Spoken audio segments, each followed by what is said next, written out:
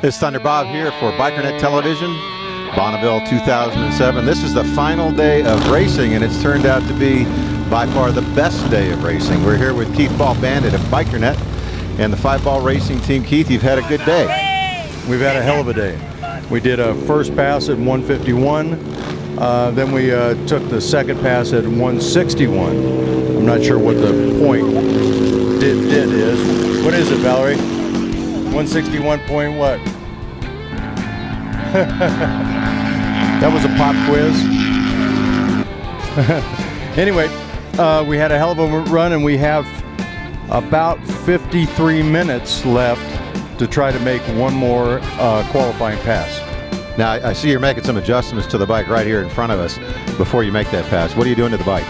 Well, we're fixing a couple of things. One is we had a broken nitrous line. We tried nitrous for the first time with this last pass, and we saw that we had some effect on one cylinder and no effect on the other cylinder. So we discovered a leaky line.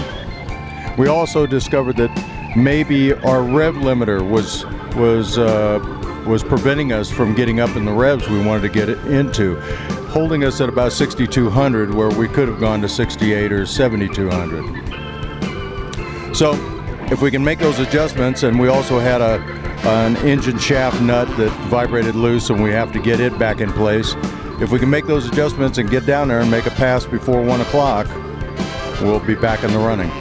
So you've got a record now. You're going for a better record. Absolutely, absolutely. We do have about 155 record for a partially streamlined 2,000 cc Panhead. And what's cool is Valerie has not been on the bike until she arrived here in Bonneville. Is that right? That's correct. Although the bike was built specifically for her, we took her dimensions like you would a guy who does alterations. We took her dimensions. Then we used my girlfriend Nyla, because they're very close in height, to mimic Valerie, since she's in Phoenix and we're in Los Angeles. But we built the bike for Valerie. And she seems to have gotten very comfortable on it, particularly the last few runs. And speaking with her, she's saying that the return run, the conditions are a little bit better than the 1 to 7 run. How do you compare the conditions this year versus last year?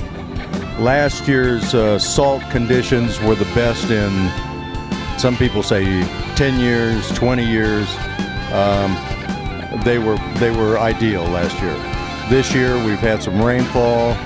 The salt's a little more damp. It's been a tougher year. Now, do you feel that you've been able to get the traction that you want to get to the salt on this bike?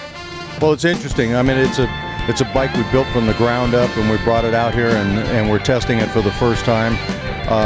We do have some rear wheel slippage. There are some issues with just being out here on the salt, with traction, with weight, but I think generally we did a hell of a job. Now Barry's working on that nitrous line right now. If he's able to get that in place and you get out on the salt again, what do you think she'll do? Well, ideally this engine could be doing really close to 200 miles an hour. We should, with the current gearing, at least do 185. This is a real fast motorcycle. And it's a good-looking motorcycle too. So do you have is it too soon to talk about next year? Yeah, I think we're probably on overload about now, and we're under a lot of pressure to try to get back there for this final qualifying run. You know, ask me in a couple of weeks after I cool off and the sunburn's gone. Hey, listen, Keith, good luck to you. I hope you get that bike out again before they shut down the track. It's been a great week. Really enjoyed being out here. Well, thanks, Bob. It's good to see you. Good to have you out here. All right, this is Thunder Bob signing off for Bikernet Television, Bonneville 2007. I want to thank the crew from Bikernet Television, and I want to thank our sponsor, Metric Thunder. I'd like to thank all of our sponsors who helped make this land speed record a reality. We were successful at 161 miles per hour. We set a two-way record of 155 approximate miles per hour in our category. It was pretty terrific for the first time out, and I'd like to thank some of our sponsors. In particular, I'd like to thank Accurate Engineering and Barry Wardlaw, who built the 120-inch Panhead. I think we do have the world's fastest Panhead out there. I'd like to thank Custom Chrome. I'd like to thank Paco. I'd like to thank one of our readers, Dave Florence. I'd like to thank all of our readers.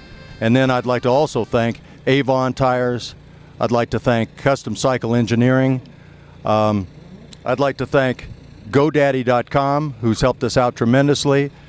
I'd like to thank D&D Exhaust, who helped us through the whole exhaust system design and development.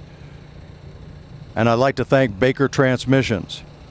Oh, and I need to mention Harley-Davidson, who stepped up for a front end.